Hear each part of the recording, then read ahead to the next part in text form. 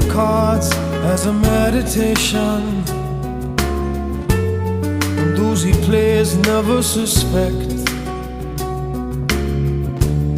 He doesn't play for the money he wins, he doesn't play for respect.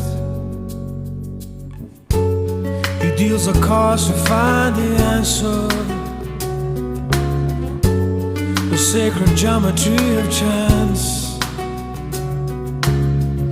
the hidden law